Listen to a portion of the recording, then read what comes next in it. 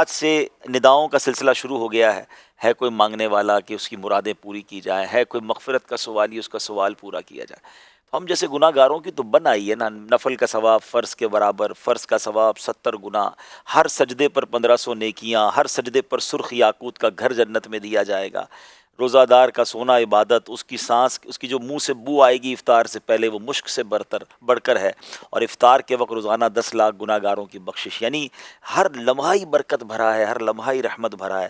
ہم اللہ کا پہلے تو شکر ادا کرتے ہیں کہ ہمیں ایک بار پھر جیتے جی رمضان عطا کیا، اور اب یہ التجا کرتے ہیں کہ پورا رمضان ایسی ہمت دے، صحت دے کہ پورا رمضان ہم پورے روزے رکھیں، پوری تراویح پڑھیں اور اچھے طریقے سے اس رمضان کو گزاریں. میں کچھ دیر پہلے سن بھی رہا تھا آپ کا پروگرام. بڑی اہم بات ناظرین یہ بھی ہے کہ ہمیں اس مہینے میں نیکیاں تو کرنی ہی کرنی ہیں، مگر اس مہینے میں گناہ سے لازمی بچنا ہے. یہ بات بہت ضروری ہے سمجھنا کہ جب کسی چیز کی قدر و منزلت زیادہ ہوتی ہے نا، تو پھر اس کی جس کو کہتے ہیں نا کہ ناقدری بھی وہ بڑی خطرناک مانی جاتی ہے. مثال کے طور پہ اب کوئی شخص روڈ پہ گناہ کرے، گناہ تو گناہ ہے، مگر مسجد کے اندر آ کر کوئی گالی گلوچ کرے یا گناہ کرے تو لوگ کیا کہتے ہیں، یار مسجد میں.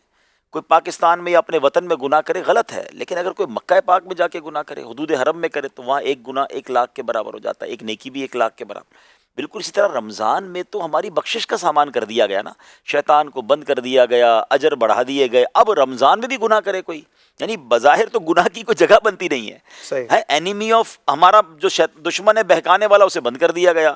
ہر بندہ عبادت کر رہا ہے اور ایسے ماحول میں بھی تم گناہ کر رہے ہو. اب پھر پنشمنٹ بھی بہت زیادہ ہے. روایتوں میں آتا ہے جو ماہ رمضان میں ایک گناہ کرے اس کے 1 سال کے اعمال برباد کر دیے جائیں گے. اب یہ مطلب ایسا لگتا ہے کہ آج رات جو ہے نا بہت کچھ ڈیسائیڈ کرنے کی نائٹ ہے کہ پورا مہینہ عبادت کیسے کرنی ہے اور پورا مہینہ اپنے آپ کو گناہ سے بچانا کیسے. میں تو پرسنلی یہ سمجھتا ہوں اشفاق بھائی، ہمارے لیے زیادہ مشکل یہ ہے.